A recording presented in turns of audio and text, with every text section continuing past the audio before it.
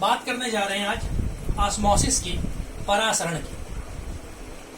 परासरण क्या होता है जानने से पहले एक चीज और जान लें हम लोग, डिफ्यूजन क्या होता है, विसरण क्या होता है। हालांकि 11th में हम लोग पढ़ चुके हैं, गैस लॉज में आप लोग पढ़े हैं डिफ्यूजन के विषय में, रेट ऑफ डिफ्यूजन पढ़ा होगा आपने, grams law of diffusion. Diffusion का मतलब होता है किसी चीज का फैल जाना। कहां पर फैल जाना? In all the possible direction. जैसे अगर आपके घर में जो एलपीजी आती है उसका नॉब खुला रह जाए किसी कमरे में, तो गैस की स्मेल केवल जहां वो खुला उतने में नहीं आती, जितना भी एटमॉस्फेयर जहां जहां गैस को जाने की जगह मिलती है हर जगह उसकी स्मेल आने लगती है। This phenomena is known as diffusion. यानी ये दोनों तरीके से हो सकती है। जो सॉल्यूट पार्टिकल हैं वो सॉल्वेंट की तरफ जाएं या सॉल्वेंट पार्टिकल सॉल्यूट की तरफ जाएं, जहां भी पॉसिबल डायरेक्शन है वो हर तरफ मूव कर सकते हैं। मगर जो ऑस्मोसिस है ये एक ऐसा प्रोसेस होता है जिसमें लिमिटेशन होती है। नॉर्मली आपने देखा होगा जितनी भी चीजें होती हैं वो हायर से लोअर में आती है। जैसे अगर आप देखें तो एक कोल्ड बॉडी और एक हॉटर बॉडी को अगर आप कांटेक्ट में रखें, फिजिक्स में पढ़ा होगा आप लोगों ने, तो जो कोल्डर बॉडी होती है, जो ठंडी आपकी बॉडी होती है, वो धीरे धीरे गर्म होने लगती है और हॉटर बॉडी धीरे धीरे ठंडी होने लगती है। यानी हीट हाई हीट से लोअर की तरफ फ्लो करती है। इसमें क्या होता है ऑस्मोसिस में, सबसे पहली चीज तो याद रखिएगा कि इस प्रोसेस के लिए, परासरण के लिए एक जो सबसे जरूरी चीज है वो एक चीज है जिसे हम एक मीडियम कहते हैं, माध्यम कहते हैं, नाम है semi permeable membrane, SPM। Hindi में कहते हैं अर्धपारगम्य झिल्ली। बायो में ये टॉपिक आप लोगों ने पढ़ा होगा। इस झिल्ली के बगैर, इस अर्धपारगम्य झिल्ली यानी इस माध्यम के बिना परासरण की क्रिया नहीं होती। ये अंतर भी है किसमें? परासरण और विसरण में। परासरण की क्रिया में अर्धपारगम्य झिल्ली की आवश्यकता होती है, विसरण की क्रिया में कोई झिल्ली की जरूरत नहीं होती। सेमी परमेबल मेम्ब्रेन का काम होता है कि जो लोअर कंसंट्रेशन वाली चीज है वो तो हायर की तरफ जा सकती है, मगर हायर वाली लोअर की तरफ नहीं आ सकती। यानी सिंपली आप ये कह लीजिए ऑस्मोसिस एक ऐसा प्रोसेस होता है जिसमें अगर हम ये सोल्यूशन ले लें, इधर प्योर सॉल्वेंट हमने ले लिया, शुद्ध विलायक ले लिया, और इधर सोल्यूशन ले लिया, विलियन ले लिया। ये प्योर सॉल्वेंट है और ये आपका सॉल्यूशन। इसमें दो चीजें हो गई, सोल्यूट प्लस सॉल्वेंट, और ये आपने बीच में SPM लगा रखा है, अर्धपारगम्य झिल्ली। तो इसके कण तो इधर जा सकते हैं मगर अधिक सांद्रता से कम सांद्रता की ओर ये आने नहीं देते। इसी क्रिया को हम लोग कहते हैं परासरण। दो तरीके का होता है, पढ़ा होगा आप लोगों ने, एक्सोऑस्मोसिस और एंडोऑस्मोसिस, यानी बाह्य परासरण और अंतः परासरण। एक एग्जांपल के लिए, अगर आप अंगूर को चीनी के घोल में डाल दें तो अंगूर धीरे धीरे सिकुड़ जाता है, कॉन्ट्रैक्ट हो जाता है थोड़ा सा। क्यों सिकुड़ता है? क्योंकि होता क्या है कि उसमें एक्सोऑस्मोसिस यानी बाह्य परासरण की क्रिया होती है। इसी तरीके से अगर आप किशमिश ले लीजिए और उसे पानी में डाल दीजिए, नॉर्मल वाटर जो होता है, तो वो धीरे धीरे फूल जाती है, क्योंकि वहां पर पानी अंदर जाता है और किशमिश से या अंगूर के ऊपर की जो झिल्ली होती है वो सेमी परमेबल मेम्ब्रेन अर्धपारगम्य झिल्ली का काम करती है। इसमें अर्धपारगम्य झिल्लियां दो तरह की होती हैं। कौन कौन सी? एक तो आर्टिफिशियल भी, नेचुरल भी। नेचुरल मैंने जैसे बताया आपका अंगूर की झिल्ली है, बकरे का आमाशय है ना, और अंडे की वो जो एल्बुमिन जिसे कहते हैं आप लोग, ये सारी चीजें नेचुरल है। मगर जैसे कॉपर फेरोसाइनाइड वो आर्टिफिशियल है और बेस्ट सेमी परमेबल मेम्ब्रेन मानी जाती है। अब इसी चीज में एक चीज आती है कि ऑस्मोसिस के बाद हम लोग ऑस्मोटिक प्रेशर, एक टॉपिक आपका आता है।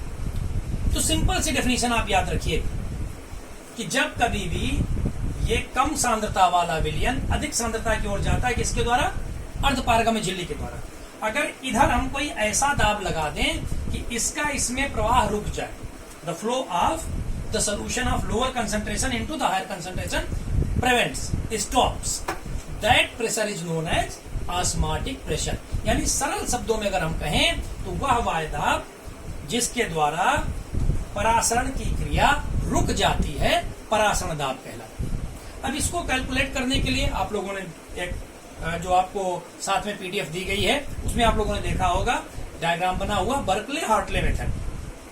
उस मेथड में क्या होता है आपने देखा होगा, सिंपली अगर हम उसको थोड़ा सा एक्सप्लेन कर सकें, ऐसे आपने देखा होगा एक वेसल है, सिलेंड्रिकल वेसल होता है, इसमें बीच में इधर ये आपका प्योर सॉल्वेंट भरा होता है, तो ये इन दोनों में सोल्यूशन होता है। ये वाली चीज इधर आपने देखा होगा एक वाटर यहाँ टैप से जुड़ी हुई होती है, और यहाँ पर एक कैपिलरी ट्यूब बहुत पतली से, हिंदी में केश नली कहते हैं, ये लगी होती है, इनसे जुड़ी होती है। होता क्या है, यहाँ से वाटर का लेवल आता है, यानी प्योर सॉल्वेंट है, इसका लेवल हम फिक्स कर देते हैं, और ये जो बनी होती है ये सेमी परमेबल मेम्ब्रेन होती है, अर्धपारगम में झिल्ली होती है। यहाँ पर एक पिस्टन लगा होता है दाब मापी, जैसे ही इस प्योर सॉल्वेंट इस अर्धपारगम में झिल्ली यानी सेमी परमेबल मेम्ब्रेन के द्वारा इस सोल्यूशन के अंदर जाना शुरू करता है, वैसे ही इसका लेवल इसमें घटेगा। जाहिर सी बात है, जब इसका पानी, इसका जो वाटर भरा है, इसके अंदर सॉल्वेंट है, जो विलायक है, वो इसके अंदर जाएगा तो इसका लेवल कम होगा। जैसे लेवल घटता है हम कहते हैं ऑस्मोसिस शुरू हो गया। तुरंत हम इस पिस्टन को क्या करते हैं, नीचे दबाते हैं, यहाँ से एक प्रेशर अप्लाई करते हैं। जब प्रेशर अप्लाई करते हैं तो वो प्रेशर क्या करता है, इस परासरण की क्रिया को, ऑस्मोसिस की प्रोसेस को रोकता है। और एक ऐसी कंडीशन आती है, हम जितना प्रेशर लगाते हैं कि इसका जो मेनिस्कस है, यानी जिस जगह पे इसका पानी का जो लेवल है, सिंपल शब्दों में, वो लेवल अगर फिर से फिक्स हो जाए, ना कम हो ना ज्यादा हो, इसका मतलब क्या होगा कि ना कोई चीज इधर से इधर आ रही है और ना इधर से इधर आ रही है, तो उस कंडीशन को हम लोग कहते हैं कि ये अब परासरण की क्रिया रुक गई। उस समय जो प्रेशर यहाँ पे लगाया होता है आप लोगों ने, यहाँ दाब मापी जो आप लगा रखते हैं, प्रेशर गेज, उसके द्वारा उस दाब को पढ़ लेते हैं। इस तरीके से ऑस्मोटिक प्रेशर को आप लोग कैलकुलेट कर लेते हैं। अब यहाँ पर याद रखिएगा, रिवर्स ऑस्मोसिस भी होता है, जिसे हम लोग सिंपली आरओ कहते हैं। आरओ का मतलब होता है रिवर्स ऑस्मोसिस, प्रति परासरण जिसे कहा जाता है। उल्टा प्रोसेस होता है उसमें, इस प्रोसेस का उल्टा, कि इधर से दाब इतना बढ़ा दिया जाए कि इधर से भी जो पार्टिकल है सॉल्वेंट के वो वापस आने लगे, तो प्रतिपरासरण की क्रिया हो जाती है। सिंपली आरओ वगैरह इसी प्रोसेस पर बेस्ड होते हैं। और इसको कैलकुलेट करने के लिए बायल और चार्ल्स, दोनों साइंटिस्ट के नाम आपने फर्स्ट ईयर में सुने गैस लॉज में, इन दोनों ने वान टॉप साहब के साथ मिलकर एक नियम बनाया, जिसे हम लोग बायल वान टॉप रूल, चार्ल्स वान टॉप रूल कहते हैं। नियम वही है लगभग जो फर्स्ट ईयर में आपने पढ़ा, जैसे आपने पढ़ा था वहां बायल्स लॉ में, P inversely proportional to V। यहाँ पर थोड़ा सा इन्होंने चेंज कर दिया बायल वान टॉप ने, इन्होंने कहा P proportional to C। C क्या है, कंसंट्रेशन, और हम जानते हैं कंसंट्रेशन वैसे वॉल्यूम का इनवर्सली प्रोपोर्शनल होता है। इसी तरीके से चार्ल्स के साथ तो सेम वही रखा, P प्रोपोर्शनल टू T, और दोनों को जब आप मिलाएंगे तो यहाँ से आप जानते हैं P प्रोपोर्शनल टू CT कह लीजिए, या ये कह लीजिए P प्रोपोर्शनल टू 1/V इंटू T, या PV प्रोपोर्शनल टू T।